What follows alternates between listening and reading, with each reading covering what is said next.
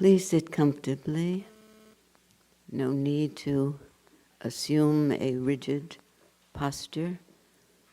Allow your body to feel relaxed, at ease. And close your eyes, or at least direct your gaze downwards if you don't wish to close your eyes entirely.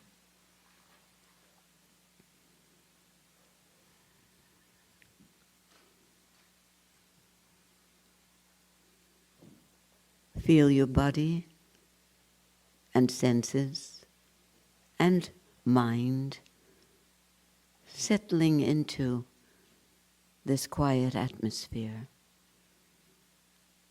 It won't happen immediately, but gradually, as the time goes by, you'll feel your body letting go in a let-go attitude. The next couple of days are going to give you the rest your body has been needing, the quiet that your mind has been yearning for.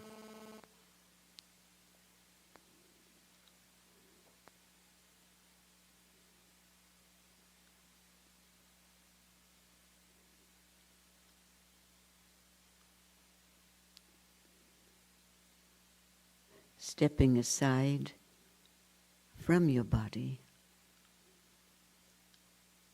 observe your body breathing.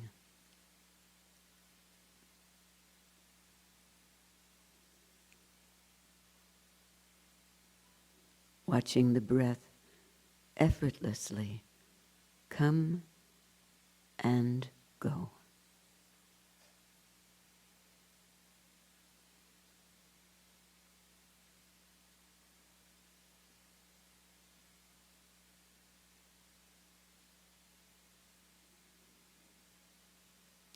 It doesn't matter if thoughts are also coming and going. That's only the storehouse coming and going.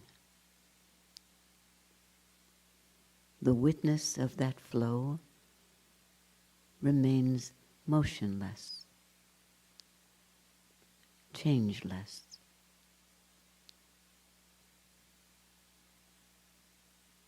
Undisturbed.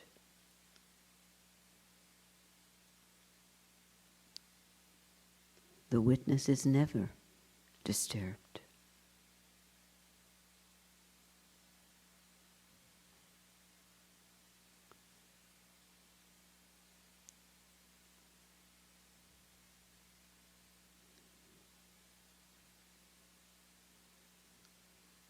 Allow these words to enter into your awareness, again effortlessly, without caring about their meaning. The meaning will reach you in the silence of your mind.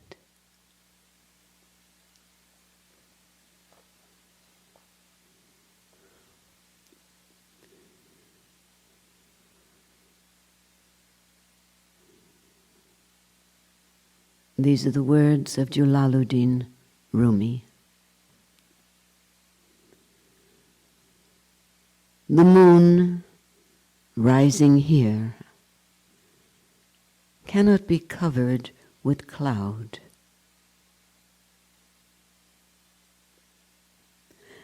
There are no deaths for lovers.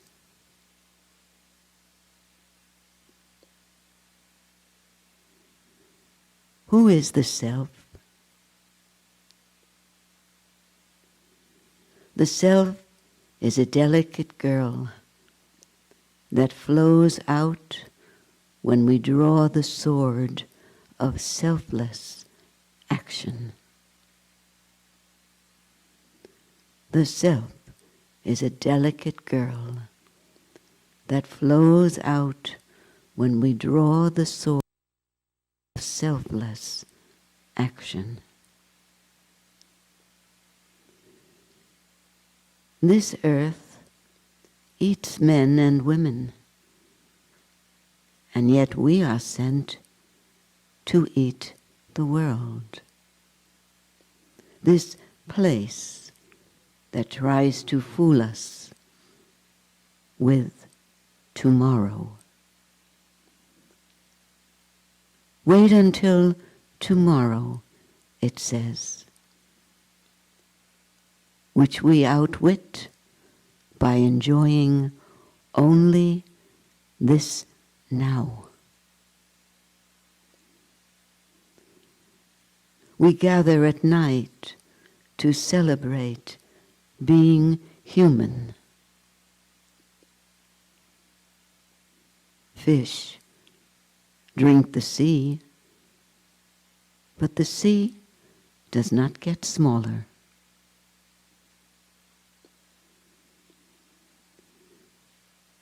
We eat the clouds and evening light.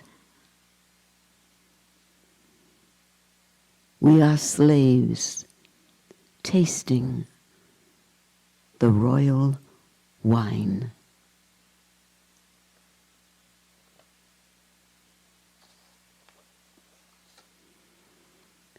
It seems to me every time we meditate, we are drinking of that royal wine.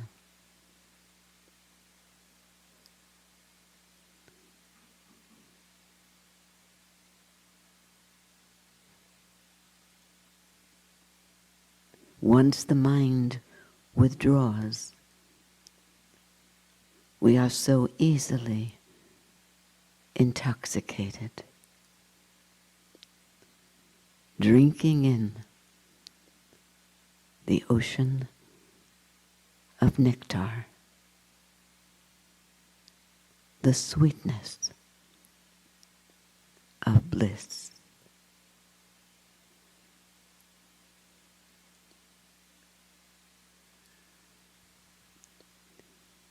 In the next few moments, in the silence, remaining as the witness, just observe where your attention is attracted from second to second.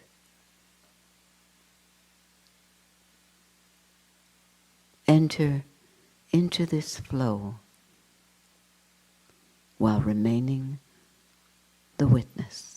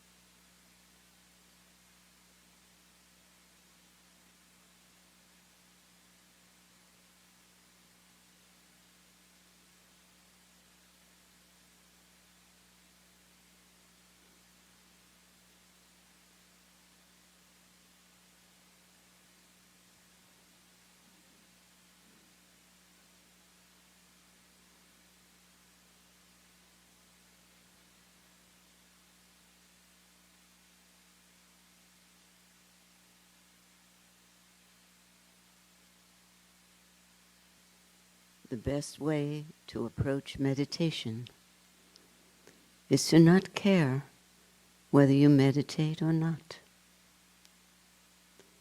To regard this journey into the center of your being as an adventure, never knowing whether you will be responding with a sense of excitement and electricity, passion, or whether it will feel as though you are floating along in the infinite blue sky. We never know. It's always new.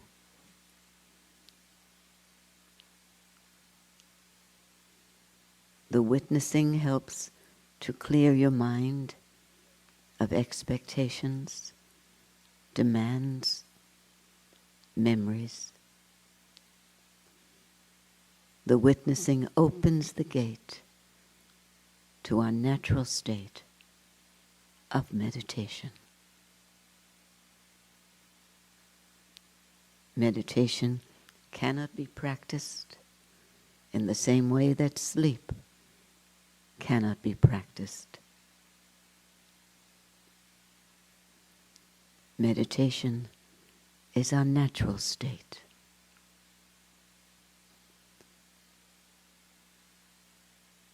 Interrupted only by the thinking mind.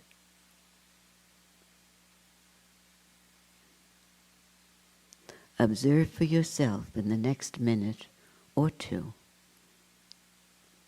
that when you're witnessing, which means just observing where your attention is attracted, when you're witnessing, you cannot be thinking at the very same instant.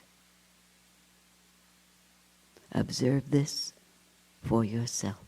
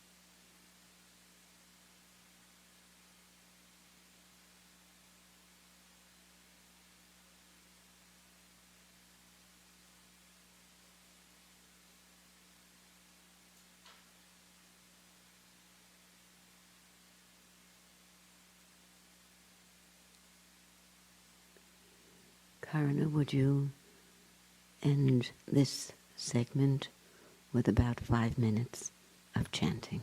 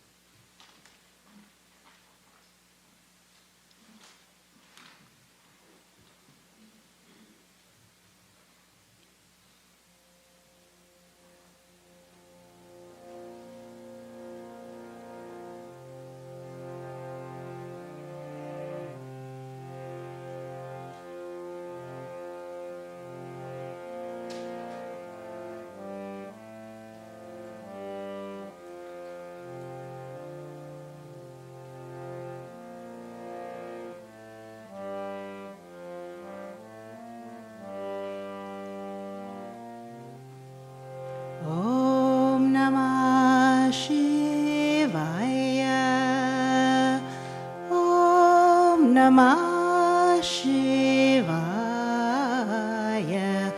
Om Namah Shivaya.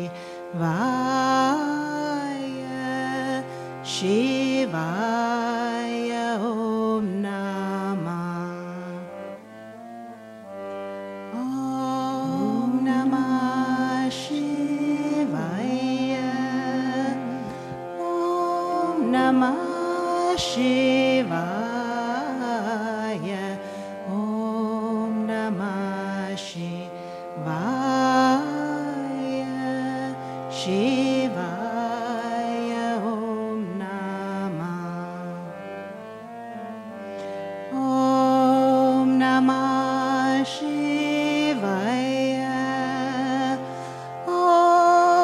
Namah Shivaya. Om Namah Shivaya. Shivaya Om Namah. Om Namah Shivaya. Om Namah Shivaya. Om Namah Shivaya. Shivaya Om Namah. It's together. Om Namah Shivaya. Om Namah Shivaya. Om Namah Shivaya. Shivaya Om Namah. Om Namah Shivaya. Om Namah Shivaya. Om Namah Shivaya.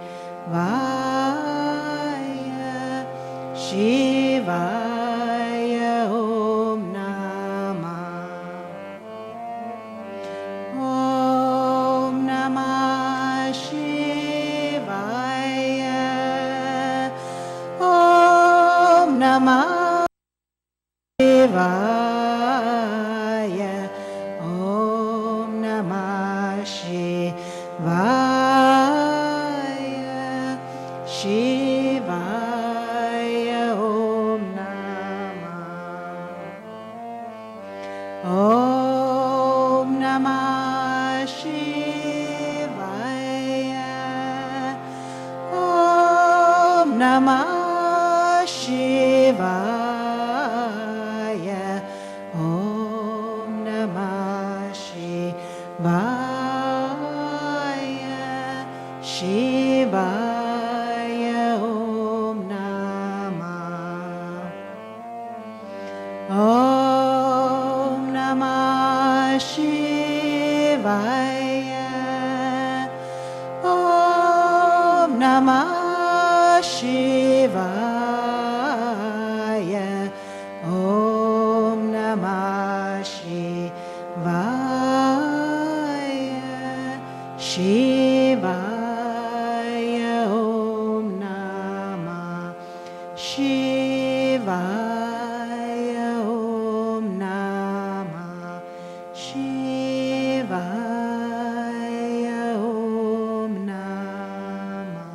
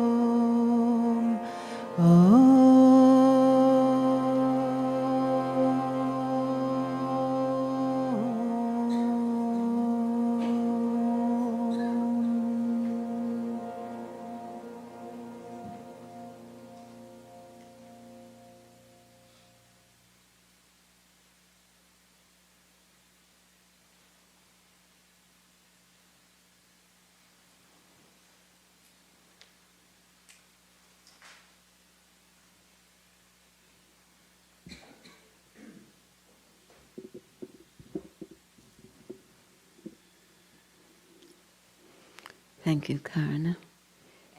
You put me in such a state I don't feel like talking. We appreciate it if you do. you would. They're lucky. They don't have to talk. Anyway, as I said earlier, this room now is filled with very close friends of mine, even those whom I haven't met as yet. Anyone here for the first time to the ashram? Hello, old friends.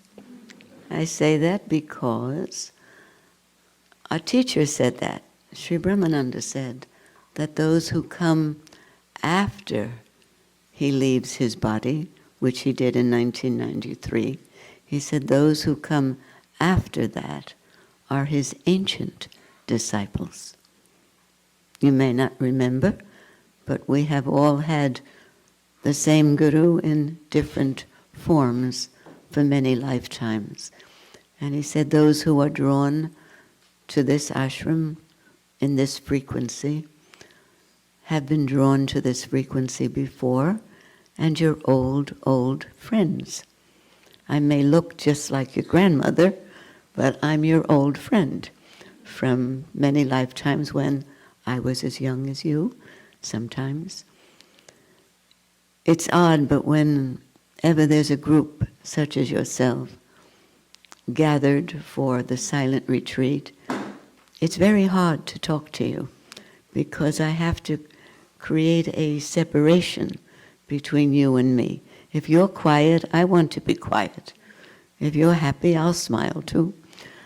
I remember one time when Sri Brahmananda, who, for those who are new, is our teacher, our guru, the founder of this remarkable ashram. And there was a period where he was doing a lot of traveling. During one particular time, he was gone for about 5.5 years, and about in the middle of that period, he had been writing letters to his disciples and asking us to share them in program with everyone. And for a while, I didn't hear from him. And I was unhappy about that. I said, he's not coming back. That's a sure sign. And he's just getting us ready to be on our own. But in time, a letter did arrive, and it was the sweetest letter. He said, I couldn't write. There was too much oneness. Whom to write to? It's like writing to my left hand or to my own heart. And I said, it's too sad. But I wrote back, I said, I'd rather get a letter. So, without too much oneness, at that time I liked dualism. I liked that there be a guru-disciple, a guru-student relationship.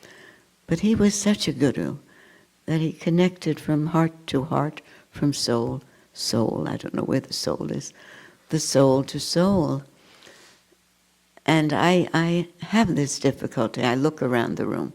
I see very familiar faces. In fact, everybody looks familiar to me. Hello, Connie. And you will become even more familiar to one another. That familiarity, that bonding occurs in silence. Not so much silence of no words. You will hear a talk on that, a reading on that. But a silence when the judgmental mind is out of the way. When you're not judging whom you like, whom you dislike. Who's too loud, who's too noisy, who's too tall, who's too short, who's too different looking from me. None of that will happen this weekend. First of all, I'm going to be suggesting, as you've heard or read in the questions and answers, that you avoid eye contact with one another. Especially if you came with a mother. There are daughters and mothers rooming together, husbands and wives and lovers. You're rooming together. Very dangerous to do on a silent weekend. because it's tempting to share something, share some thought. This is all to introduce the weekend. And what we have found in the last 18 years of offering these retreats is that the most helpful suggestion ever made is to not have eye contact with anyone. You can have it with me, but I won't be looking at you, so it won't help. I sometimes look, I take a peek to see how you're doing. But the value of this weekend, the reason so many of you sitting here, there will be 63 of you by tomorrow. A few of you are missing.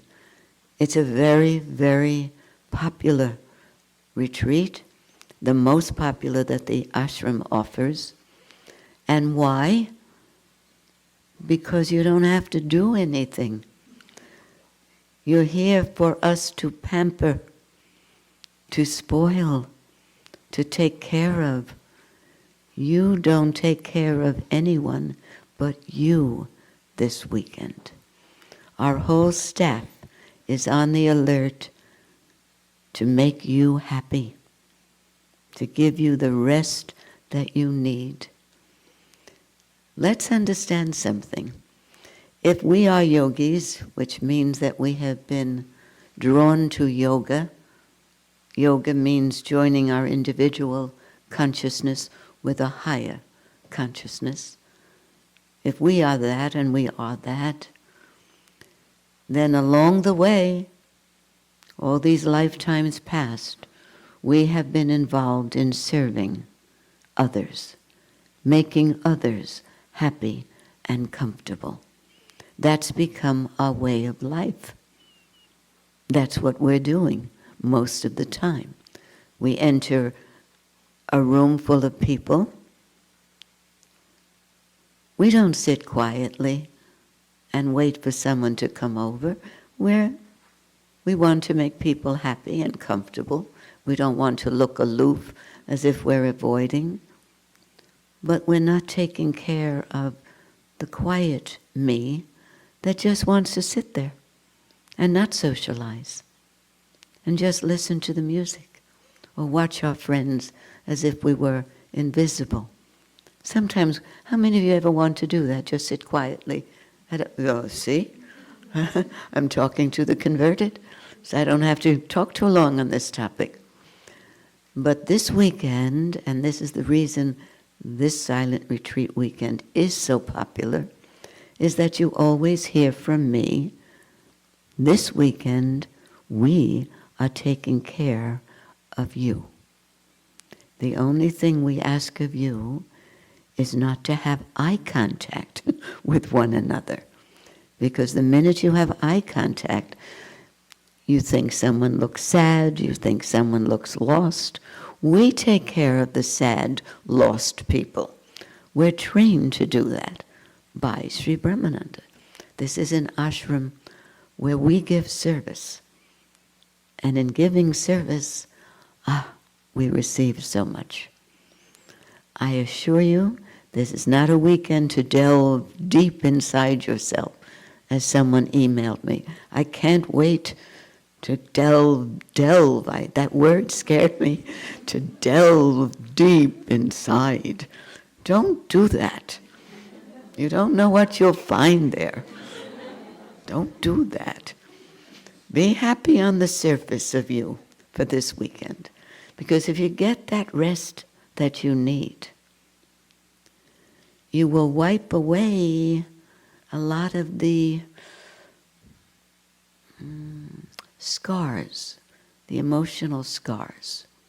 You wipe them away. You can get rid of even scars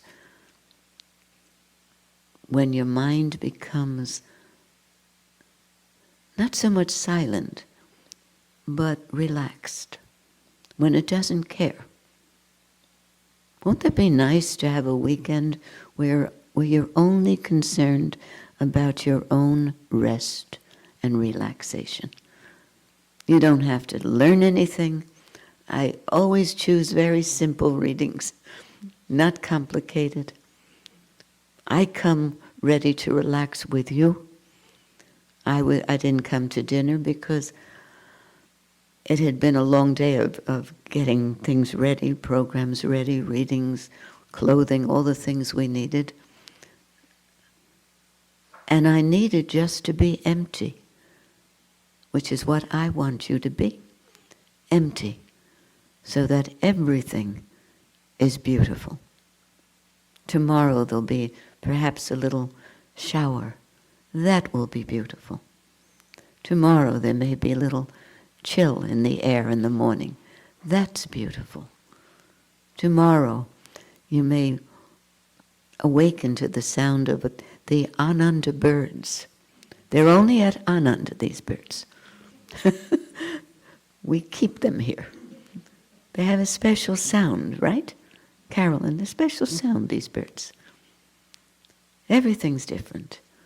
And everything, I assure you, will be beautiful. This is an ashram for all seasons. Doesn't matter whether it's wintertime, spring, fall, summer, hot weather, freezing weather. In this ashram, there's magic. Everything will seem beautiful if you are back in your real form, which is your form that is no mind, mindless.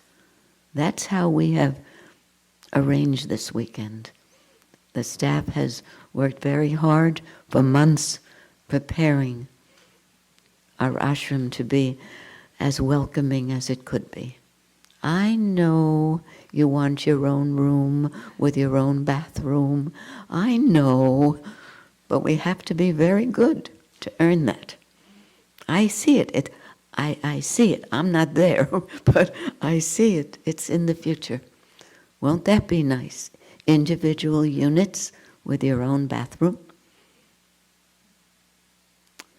Soundproof. I threw that in just now. But for now, if you are relaxed, it won't matter where you're sleeping. It won't matter what the conditions. It's just like being in love. When you're in love, you are desireless, because it feels like you have everything you want. A couple of people in the room went like this. It doesn't matter if you're sleeping on the hard floor, because you're in that desireless, happy state. Well, you will find that kind of love at this ashram. And tomorrow night, I'm reading something which will explain why. Why you feel that here in a way that you don't feel it elsewhere or in any place of meditation. You'll hear more about that. And you'll understand why, as the time goes by, you're feeling more and more. I have to be careful, I have to find the right word. Okay, magical. I was going to say more and more strange. Strange because you're entering into your world of witnessing rather than judging. It's the judging, it's the dualism that causes the tension and the strain. So I'm going to go over. Ordinarily, I say, any questions? I can't do that because now the silence has started for you. But you see this box up here? And you received in your packets some paper, writing paper and a pencil. If you have a question, write it down and put it in this colorful box. If I don't get to the question tomorrow, Sunday morning I reserve a lot of time to respond to questions. So feel free. Don't start writing now. Some people are looking for it. Don't start. Now you have no questions. You have no questions. I'm going to hypnotize you. Don't have any questions. Now, all you're doing is letting go. You don't have to listen to me. You can phase out Or you can listen whatever you want. What I'll be saying is not nearly as important as your having that sense of resting tonight. I assure you, by the time this evening is over, including the reading I'll be doing, you will surprise yourself by feeling very different from the way you felt when you entered this room.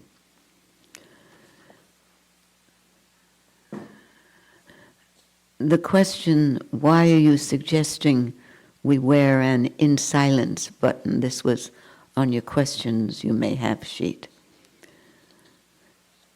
There may be people wandering around, staff and residents. Some of our staff is jealous. Some are jealous of you. And they say, we want to be in silence too. So they're wearing the silence button, but they can't always be in silence. However, some may not recognize that you're in silence. Some guests who may have wandered in. It's good to wear your in silence button. So if anyone approaches you, you just point there. And by the way, on other weekends that are not silent weekends, the office will have silent in silence buttons if you feel like having a day or a weekend of silence. Many people, after they experience the joy of being in silence, only want to be in silence when they come to the ashram. So it's good to put them on, not only for others to see, but it reminds you that you're special. You're the ones being pampered this weekend. You're the chosen ones, the silent ones.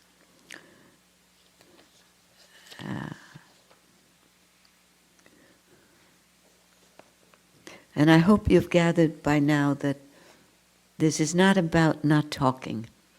If you're in a room and with someone and there's something you need to convey, you can either write it or you can speak a few words. That's not the silence that will be disturbed by chatting or gossiping or indulging in trivia. This weekend is too important for you to trivialize it away. This is not, you will have fun, you're already having fun. This is not something you will be doing very often. This is a chance to be with you with you, to get to know that one again, what she wants, what he wants. That will be a privilege for you to get to know what you really want. Sometimes we forget. What we really want is peace of mind. We can have an active life, a passionate life, a busy life, with a peaceful mind. But if we're having all of that with a mind that's full of fears, full of desires, we'll miss it. Others will see the passion. We won't have the delight of that passion. So, I'm telling you now that this weekend has been carefully planned by me and by Dharmadev, who's my partner in this lifetime. Maybe other lifetimes, Dharmadev. I don't know. You feel very familiar to me. Not just 60 years. It feels longer. Good longer, though. Not bad. But we have been planning this for months now. And this silent retreat has a beginning. This is the beginning. It has a middle. The middle part is tomorrow, Saturday. Saturday you'll wake up tomorrow morning feeling a little different because the vibration in this ashram, the power that's in this ashram, the frequency of this ashram will begin to seep into your cells, and you will wake up feeling different. I assure you, because it has happened to hundreds and thousands of people who have visited here. Most of you during the day will begin to really, really savor this atmosphere. You will begin to realize how tired your body is, how much it really wants to rest, to take in this extraordinary, exquisite atmosphere. We're always driving this body. We don't realize it needs to let go. Let go. Not to sleep all the weekend, don't do that. But let go of the tension. The tension is there when we want something, when we're anticipating something, expecting something. I don't even want you expecting a wonderful weekend. That's still expectation. Just expect something new. That I guarantee. Cliff, you came back because you want the new, right? The new is needed. So, if you're not having such a peaceful feeling tomorrow, don't worry about that either. Sometimes when you let go, then these old, repressed, suppressed memories have a chance to bubble up. You don't really know what they are, but it gives you a feeling of, I don't know, kind of dis-ease, unease. Not a healthy feeling, a surprising feeling. Once in a while that comes. Don't pay attention to it. Don't delve deep. Don't delve deep. Don't analyze it. Don't look for the reason. Say, keep quiet to the mind. And you say, I'll deal with you next Thursday. Not even Monday. Not even Sunday night. Postpone that. And if you're having a moment of disquiet, close your eyes and refocus on the birds. There are always birds. Honking geese or twittering robins. There's always something in this ashram. Or the breeze or the fragrance of this air. Take a walk and observe where your attention goes naturally. Don't stay focused on a feeling. That's the beauty of practicing the witnessing process. How many of you understood what I just said? Raise your hand. Good, because I couldn't repeat it. I know it came out very well. But that will help you tomorrow. You may get the, please don't go home as soon as you get an unpleasant feeling. That's not a bad sign. It means that things are coming to the surface where you can look at them, be aware of them, and let them go. That's what you have to be doing the rest of your life. That's what will happen. Even in the most beautiful of moments, something will surface, a bubble of anxiety will surface because somebody reminds you of somebody else who bothered you or of some situation that was unpleasant. We don't want to spend our life analyzing the past. The sooner we can drop the past and change our conditioning, the more we can experience a life of freedom, a life without fear, a life of newness and beauty. So I think I just covered everything. Surat, the sound is carrying back there? It is? Good. I like this microphone. Good. I don't have to worry about it. I think that's all that I have to share with you. Except this one thing, if you did come with a friend or a parent, a relation. You are sleeping in the same room together, but aside from that, you should remain apart. In the dining room, in the programs, if you're sitting next to someone you know, don't do that. Separate. Because what happens is you pick up vibrationally if that person is unhappy or restless. You don't want to be responsible for anybody. Be selfish this weekend. How many of you think you can do that? Hey, I can't. That's not allowed. But you be selfish. Why? Because giving yourself this one weekend, there'll be more sweetness, more love, more compassion to give to others once you've healed yourself a little bit. This is a very special weekend. That's why it's so popular. If you didn't receive that peace of mind, that feeling of finally the universe is giving back to me, finally.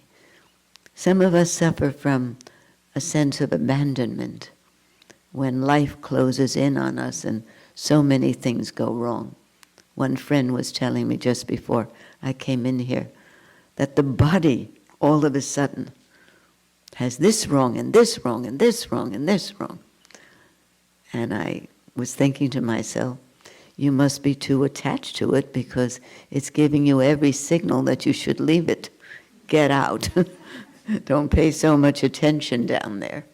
It's when we're too attached to the body that a time comes when it gives us this and this and this, this, all slaps to wake us up that we need when the body suffers.